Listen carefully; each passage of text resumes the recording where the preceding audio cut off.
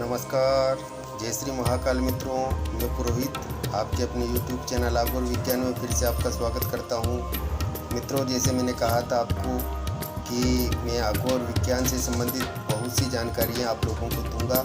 ये सब कुछ हमारी संस्कृति के प्रचार प्रसार हेतु है। इसमें किसी प्रकार का कोई शुल्क नहीं है, सब कुछ निःशुल्क है। और हम लोग ये चाहते हैं कि जो आम जनमानस है, जो भटके हुए नौजवान है, हमारी संस्कृति से जुड़े, जाने पहचाने।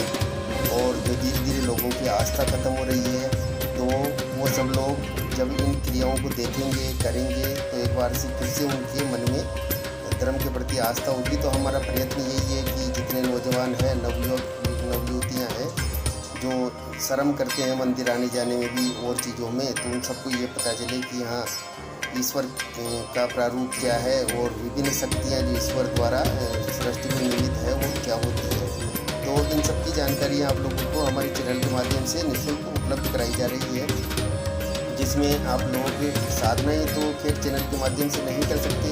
ये गुरु शिष्य परंपरा के अंतर्गत होता है और तभी साधनाएँ सफल होती है। लेकिन यंत्र विज्ञान ऐसा है जिसे घर पर रहकर आप लोग कर सकते हैं। और यंत्र अगर सिद्ध कर लेते हैं तो जो भी कोई कार्य होता है, सम्मोहन, मारण, वशीकरण, उच्चाटन, जितनी भी क्रियाएं होती है, सत्कर्म विद्याएँ, वो सारी आप कर सकते हैं। लेकिन ये सब क्रियाएं खुद के लिए नहीं, जन कल्याण हेतु होती है। अगर मारण करना है तो बीमारियों का मारण करना है, ग्रहों का मारण करना है जो बाधाएं पहुंचा रहे हैं। उच्चाटन करना है तो अपने मन के अंदर आ रहे विकारों का उच्चाटन करना है। तो ये सब क्रियाएँ इसलिए होती है, अपने स्वार्थ के अंदर आकर किसी को नुकसान पहुँचाने या किसी और पर प्रयोग करने के लिए नहीं होती है। अगर ऐसा करता है अगर कोई, तो उसका खुद को उसको जो भी होता है भुगतना पड़ता है। और इसका ऊपर वाले का दंड इसके लिए बहुत ही शक्तिशाली होता है। वो जो उल्टा करता है ना, तो वो खुद भुगत के और फिर महसूस करता है। तो आप सब लोगों को जन कल्याण हेतु ये सब क्रियाएँ करनी है।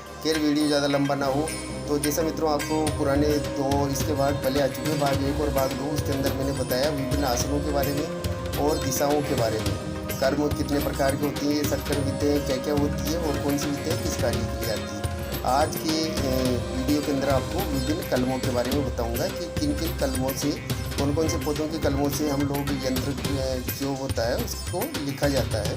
तो विभिन्न प्रकार की कलमें होती है।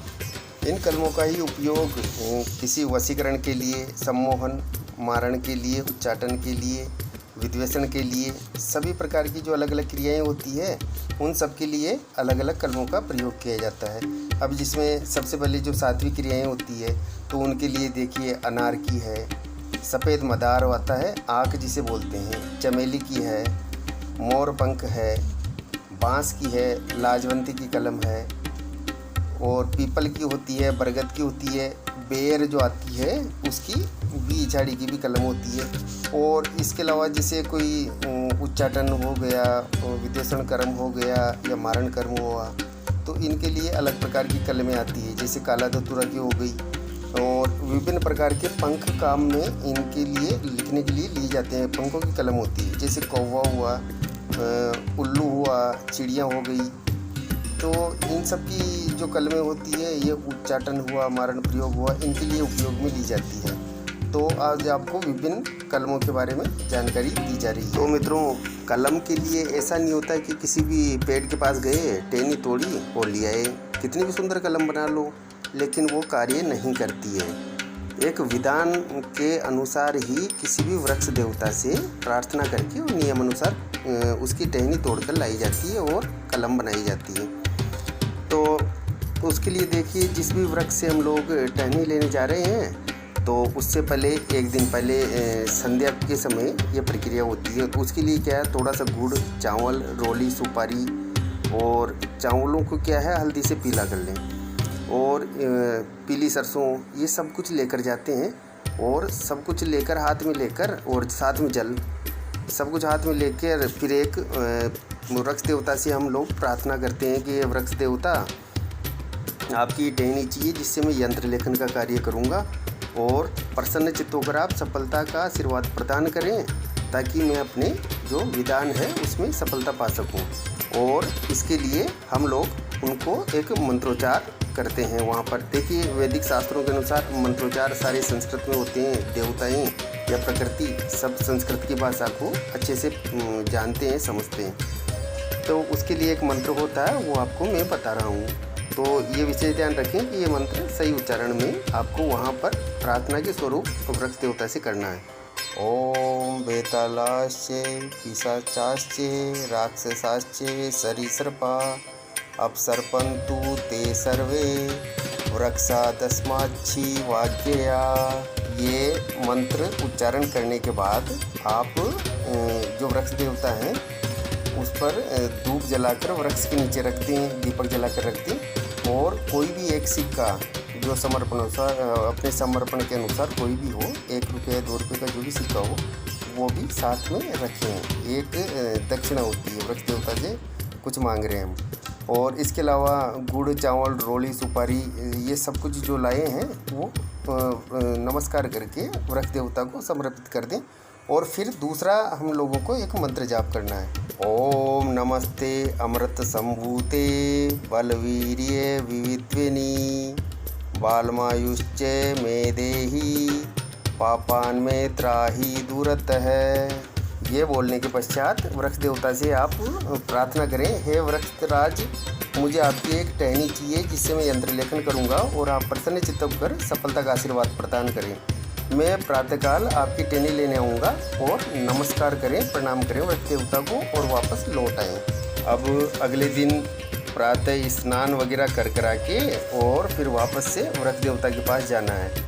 और उसके बाद के अंदर टहनी को हमें जो है वो अगर टूटने में आ जाए तो ठीक है, टूटने में नहीं आती है तो या तो आप कोई पत्थर या मजबूत लकड़ी इनसे ही आप वो करें, धातु की उससे नहीं काटनी है, इसको ये ध्यान रखना है विशेष रूप से। और जैसे ही हम टहनी तोड़ते हैं, तोड़ने के लिए एक मंत्र बोला जाता है। मंत्र है ओम ह्रीम चंडे हूँ फट स्वाहा।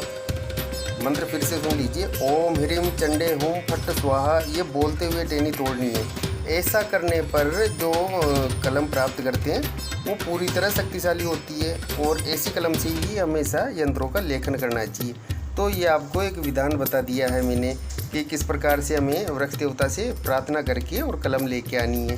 तो एक पूर्ण क्रिया होती है जिसको करके ही कोई भी लेखन के लिए कलम लानी पड़ती है, तभी हमारा जो भी कर्म कर रहे हैं वो पूर्ण सफल होता है। अब इसके साथ ही मैं आपको जो विभिन्न तिथियां हैं तो उनका भी मैं विचार बता देता हूँ। देखिए सबसे पहले तो वार कौन से होते हैं, वारों का मैं आपको बता देता हूँ कि कौन से वार कौन से कर्म के लिए अच्छे रहते हैं। तो रविवार को मारण के लिए, मंगलवार विद्वेषण के लिए, बुधवार उच्चाटन के लिए, शुक्रवार को लक्ष्मी जी की साधना के लिए और शनिवार को वशीकरण के लिए अगर ये वार प्रयोग होते हैं तो बहुत अच्छा फल प्रदान करने वाले होते हैं। अब हम करते हैं तिथियों पर विचार। कौन सी तिथि होती है, जैसे तीज और तेरस, ये 2 तिथियां होती है, ये आकर्षण के लिए होती है। चौथ और चौदस और पड़वा स्तंभन कर्म के लिए ये तिथियां बहुत सफलता प्रदान करने वाली। पंचमी और पूर्णमासी ये भी मारण के लिए होती है। मारण कर्म जो करते हैं, मतलब कोई भी यंत्र मारण हेतु जब लिखा जाता है तो ये तिथियां होती है। दोज और छठ ये उच्चाटन के लिए होती है। सप्तमी तिथि भी वशीकरण के लिए होती है। अष्टमी और नवमी ये मोहन कर्म के लिए होती है। और एकादशी और द्वादशी ये दोनों भी मारण कर्म के लिए प्रयोग की जाती है। तो ये आज आपने विभिन्न प्रकार की तिथियों के बारे में और वार के बारे में भी जान लिया है। इसमें आपको अमावस्या का तिथि नहीं दिया गया है क्योंकि आम जनमानस के लिए उस दिन ये कर्म करना, अमावस्या के दिन कर्म करना उचित नहीं है। तो आप अन्य तिथियों को कर्म करिए। अब साथ ही मैं आपको दिशाशूल का बता देता हूँ कि दिशाशूल का मतलब उस दिशा के अंदर मुँह करके हमारे को उस दिन यंत्र लेखन नहीं करना है। सोमवार और शनिवार को पूर्व दिशा, सुन लीजिए, सोमवार और शनिवार पूर्व दिशा। शुक्रवार और रविवार पश्चिम दिशा, शुक्रवार और रविवार पश्चिम दिशा। मंगलवार और बुधवार को उत्तर दिशा और बृहस्पतिवार को दक्षिण दिशा। ये दिशाशूल होता है। इन दिनों के अंदर ये जो दिशाएं बताई है इनके अंदर बैठ के लेखन कार्य नहीं होता है, ये निषिद्ध माना गया है। तो आज हमने ये जाना, कल आपको नए अध्याय के साथ में, नई जानकारियों के साथ में फिर से मिलूँगा। तब तक के लिए नमस्कार। माता महाकाली आप पर कृपा बनाए रखें। जय महाकाल।